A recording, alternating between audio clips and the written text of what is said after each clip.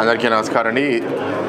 ప్రభుత్వం వచ్చిన తర్వాత నేను మొదటిసారి ఎంపీగా అయిన తర్వాత కూడా నేను ఎంపీగా మా గ్రామానికి ఇంకా వెళ్ళలేదు.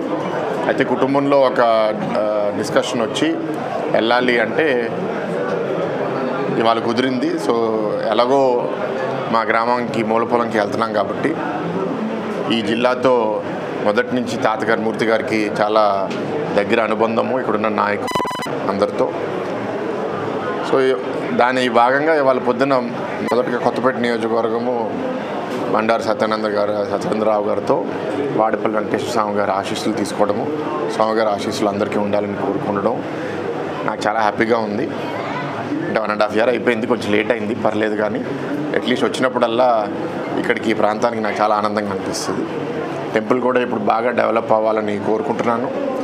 అండ్ జిల్లా విభజన అయిన తర్వాత జిల్లా కూడా ఎప్పుడు ఒక యూనిట్గా తీసుకుని అభివృద్ధి ఎట్లా చేయాలనేది వాళ్ళ ప్రభుత్వం చాలా బాగా ఆలోచిస్తుంది. అన్నీ కలిసి వస్తే రాబోయే 3-4 ఏళ్ళలో ఈ జిల్లాలో కూడా మంచి అభివృద్ధి కార్యక్రమాలు జరగాలని కోరుకుంటున్నాను. నేను ఏం చెప్పాలి, నాకు మీరు అడగండి, ఏదన్నా అంటే అడిగితే నేను చెప్తాను. 7 శనివారాలు 7 ప్రదర్శనలు జరుగుతాయండి. అది అందరూ నమ్మకం ఇది అవుతుంది. ప్రసాద స్కీమ్ కింద 96 కోట్లు ప్రపోజల్ కేంద్రాన్ని పంపించాము. ఎప్పుడు పెట్టారు మీరు? నేను పరిశీలి చేస్తాను అన్నమాట. అంటే మీరు ఆంధ్రప్రదేశ్ ఒక పర్యాటక కేంద్రంగా మీరు చూస్తే ఇవాళ దేశవ్యాప్తంగా ఉన్న రాష్ట్రాల్లో 3వ స్థానంలో మనకి టూరిస్టులు వస్తున్నారు.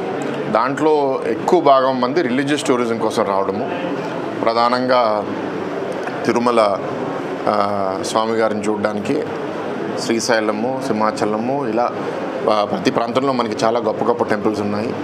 దాంట్లో భాగంగా ఇక్కడ వాడిపల్లి వెంకటేశ్వర స్వామి గారి దగ్గర ఇందాక ఇప్పుడు సత్యనారాయణ గారు చెప్తున్నారు 96 కోట్లతో ప్రసాద స్కీమ్. అంటే కేంద్ర ప్రభుత్వము మన టెంపుల్స్, మన నాగరికత అభివృద్ధి చేసుకోవడానికి వాళ్ళు ఫండ్స్ కేటాయిస్తారు. దానికి మనకి ఇక్కడ ఏంటంటే మౌలిక సదుపాయాలు ఎట్లా డెవలప్ చేసుకోవాలి, టెంపుల్ ఫెసిలిటీస్ ఎట్లా డెవలప్ చేసుకోవాలి. ఎందుకంటే ఒక ఉదాహరణకి సింహాచలం పైన రూఫ్ మీద అది పెచ్చులుగా ఊడిపోతుంది. కారణం ఏంటి అంటే దాన్ని ఏ విధంగా చేయాలి అని కొందరికి తెలియక అక్కడ వాళ్ళు సాధారణమైన సిమెంటు మట్టితో వేసేయడం జరిగింది. కానీ టెంపుల్స్కి విధానం వేరేగా ఉంటుందని కొందరికి బాగా ఆర్కియలాజికల్ సొసైటీలో పనిచేసే వాళ్ళకి అవగాహన ఉంటే వాళ్ళు వచ్చి స్వతహాగా అక్కడ ఒక 3-4 నెలలు వచ్చి అద్భుతంగా ఇప్పుడు సింహాచలం పైన రూఫ్ కూడా అద్భుతంగా చేశారు.